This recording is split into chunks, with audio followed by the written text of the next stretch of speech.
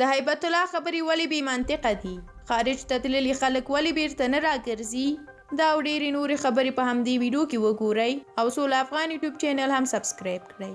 ملا هیبت الله خپلو والیانو ته امر کړی دی چې د هغه کسانو مخه دې ونیسي چې بهر ته ځي.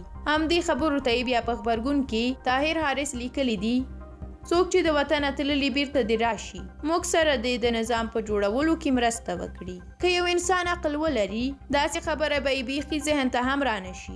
د پروفیسورانو او ښوونکو پر مخ مو ښوونځي وتړل، تنخواوې مو ورباندې ودرولې، لکونه د ملي اردو او ملي پولیسو روزل شوي سربازان مو ځینې ووژل او ځینې مو د ترورونو په وجه جلا وطنۍ ته مجبور کړل.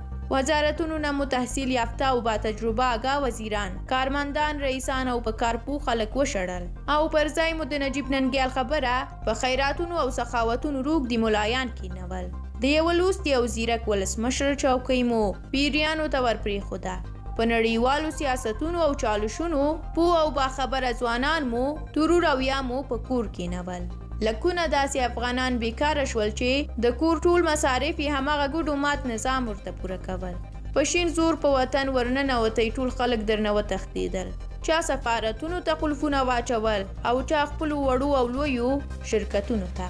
کارونه او دندې په مکمل ډول د منځه لاړې او بالاخره مو د خلکو پر مخ مو هغه ټولې دروازې وتړلې د کومو نه چې دوی ته یوه مړۍ روزي رسېدله. مجبور شول، بلکې تاسو دې ته مجبور کړل چې د وطنه ووځي او چیرته پردي وطن کې د بل چا خدمت او مزدورۍ وکړي. د دې طالبانو خبرې داسې دي لکه د یو چا کور ته چې په زور ورننوځي، کوروالا ورنه وشړي او کورنی ژوند او نظام ورته د منځه یوسي. بیا ورته بیرته ووایي چې تښتئ مه، بیرته راشئ، د کور په جوړولو کې راسره مرسته وکړئ. له تاسو هم ډېره زیاته مننه چې ویډیو مو تر اخره ولیده. د نورو ویډیوګانو لپاره ضرور سولا افغان یوټیوب چینل سبسکرایب کړئ. که تاسو هم غواړئ په دې اړه کوم څه ووایئ نو په کومنټ کې ولیکئ. موږ ستاسو نظرونه او کومنټونه نشروو. تر بیا ښه وخت، د خدای په امان.